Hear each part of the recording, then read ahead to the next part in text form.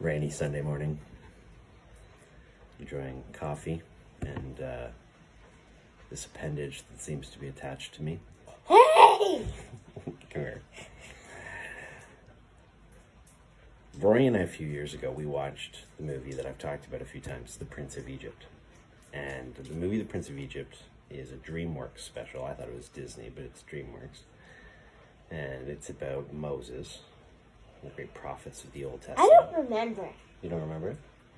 Mm-hmm. No? I don't remember. Do you know the scene in The Lord of the Rings that you like to talk about where with the staff? What happens? What happens in that scene? What does Gandalf do? So he says this like lava thingamabobby guy, and then he stabs his staff and he says, "You shall not pass!" And then he turns into the White Wizard. Better than the Grey Wizard. He's better than the Grey Wizard. That's not really what happens in The Prince of Egypt. No. It's But not Lord of the Rings. That's why. It's not, but but I have in my head that there might be a staff. Do you remember how the water parted? What do you mean? I forget. Okay, so this is what happens. So Moses is one of these guys he's not the guy you think's going to be leading everybody. But God sends him to Pharaoh and says, "Let my people go." Because Pharaoh had a whole bunch of slaves. Look at you looking at yourself. You're so vain. What do you mean? You're vain. Okay, I'm not gonna try and tell you the whole story, but here's the deal about Moses. He's leading his people out of slavery. Okay? Say what? This is why you don't try and explain the Old Testament to a child.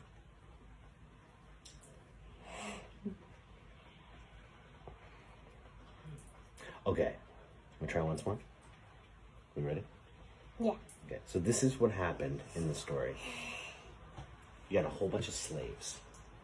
Okay, do you know what slaves are? Yeah, you got a whole bunch of slaves. It's one thing where somebody's the boss of all these people, and he doesn't let them drink water until he tells them they can. It Sounds might terrible. only be a certain time, like maybe 5 seconds or 10 minutes. Sounds terrible, though. Mm-hmm. You wouldn't want to be a slave. Mm-hmm. No, sounds like a terrible existence. And so Moses, all of his people are slaves. All of them. All of them? All of them. And so Moses goes to Pharaoh, who's kind of like the king, and he says to him, "I'm taking my people out of here. They're not going to be slaves anymore. I'm not doing it. I'm not doing it. It's done. We're gone." And a whole bunch of things happen, but in the end, they come to this big... Say what? I don't understand. Okay, last piece. You ready? Okay. Okay. Imagine the lake at the cottage, and you have to get to the other side of the lake with a group of people, but you can't go around the lake. You have to go through it, and you don't have a boat. What are you going to do? Swim? You know what? They should have swam, but they didn't. You know what happened? No. Moses asked God to put his hand down into the water and separate the water so they could all walk through the bottom of the lake.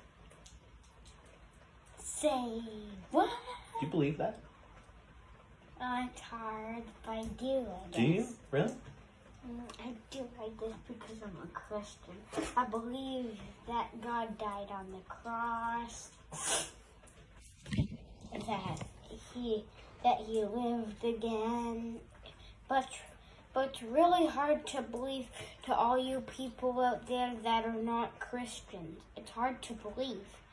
But when you come to it, you just gotta believe it.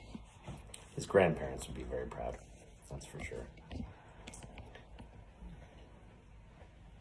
You're a good kid. I don't know what the message of today is, other than don't be afraid to talk about hard things with your kids, including the Bible. Peace.